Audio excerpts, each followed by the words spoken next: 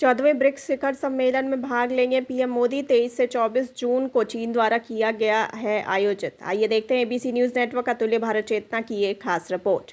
प्रधानमंत्री नरेंद्र मोदी 23 से 24 जून को वर्चुअल माध्यम से चीन द्वारा आयोजित ब्रिक्स शिखर सम्मेलन के 14वें संस्करण में भाग लेने वाले हैं।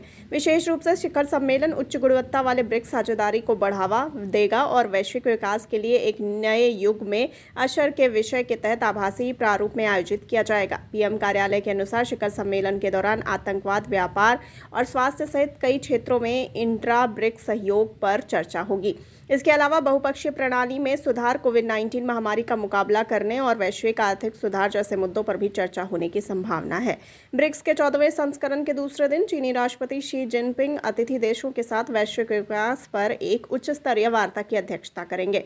यह उल्लेख करना उचित है कि ब्रिक्स ब्राजील, रूस, भारत, चीन और दक्षिण अफ्रीका के लिए खड़ा है, जो दुनिया के अग्रणी उभरते बाजार देशों का एक शक्तिशाली समूह है। ब्रिक्स तंत्र की स्थापना 16 जून 2009 को शांति, सुरक्षा, विकास और सहयोग को बढ़ावा देने के प्राथमिक लक्ष्य के साथ की गई थी। ऐसे ही ताज़ा तरीन खबरों की लेटेस्ट अपडेट पाने के लिए हमारे चैनल एबीसी न्यूज नेटवर्क अतुल्य भारत चेतना को सब्सक्राइब करें।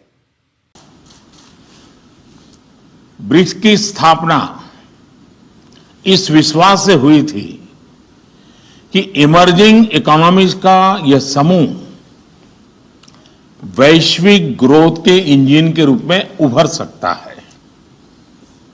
आज जब पूरा विश्व पोस्ट कोविड रिकवरी पर फोकस कर रहा है, तब ब्रिक्स देशों की भूमिका एक बार फिर बहुत महत्वपूर्ण रहेगी।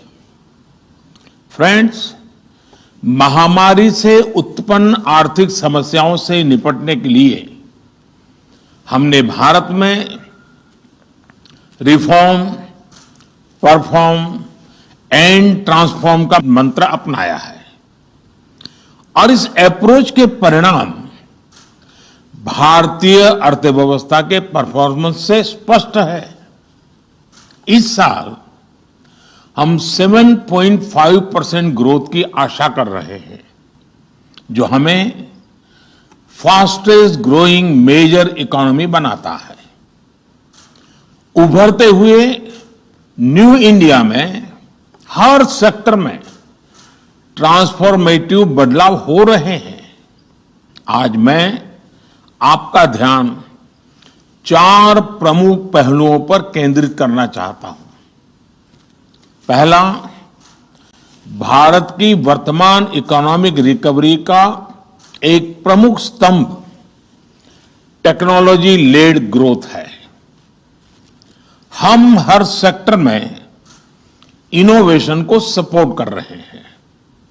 हमने space, blue economy, green hydrogen, clean energy, drones, geospatial, data जैसे कई क्षेत्रों में इनोवेशन फ्रेंडली पॉलिसीज बनाई है। आज भारत में इनोवेशन के लिए विश्व में सबसे उत्तम इकोसिस्टम है, जो भारतीय स्टार्टअप्स की बढ़ती संख्या में दिखता है। भारत के 70,000 से अधिक स्टार्टअप्स में 100 से अधिक यूनिकॉर्न है और इनकी संख्या निरंतर बढ़ रही है। दूसरा, महामारी के दौरान भी भारत ने ईज ऑफ डूइंग बिजनेस सुधारने के लिए अनेकों प्रयास जारी रखे। बिजनेस पर कंप्लायंस बर्डन कम करने के लिए हजारों नियमों में बदलाव किया गया है। सरकारी पॉलिसीज और प्रोसीजर्स में अधिक पारदर्शिता और स्थिरता लाने के लिए बड़े पैमाने पर काम हो रहा है। तीसरा, भारत में इंफ्रास्ट्रक्चर को व्यापक स्तर पर सुधारा भी जा रहा है और उसका विस्तार भी हो रहा है। इसके लिए भारत ने एक नेशनल मास्टर प्लान बनाया है और हमारी नेशनल इंफ्रास्ट्रक्चर पाइपलाइन के तहत $1.5 ट्रिलियन के निवेश के अवसर है। और चौथा, भारत में आज जिस तरह का डिजिटल ट्रांसफॉर्मेशन हो रहा है, यह विश्व में पहले कभी नहीं देखा गया। 2025 तक भारतीय डिजिटल इकोनॉमी की वैल्यू $1 ट्रिलियन पहुंच जाएगी। डिजिटल सेक्टर्स की ग्रोथ से वर्कफोर्स में महिलाओं की भागीदारी को भी प्रोत्साहन मिला है। हमारे आईटी सेक्टर में काम करने वाले 4.4 मिलियन प्रोफेशनल्स में लगभग 36% महिलाएं हैं।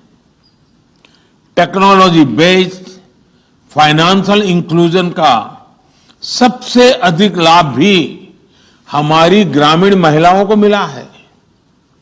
BRICS women business alliance Bharat में हो रहे इस ट्रांसफॉर्मेटिव बदलाव पर एक स्टडी कर सकता है। इसी तरह इनोवेशन लेड इकोनॉमिक रिकवरी पर भी हमारे बीच उपयोगी संवाद बन सकता है। मेरा सुझाव है कि ब्रिक्स बिजनेस फोरम हमारे स्टार्टअप्स के बीच नियमित आदान प्रदान के लिए एक प्लेटफॉर्म विकसित करे। मुझे विश्वास है कि ब्रिक्स बिजनेस फोरम की आज की चर्चा अत्यंत लाभदायक होगी।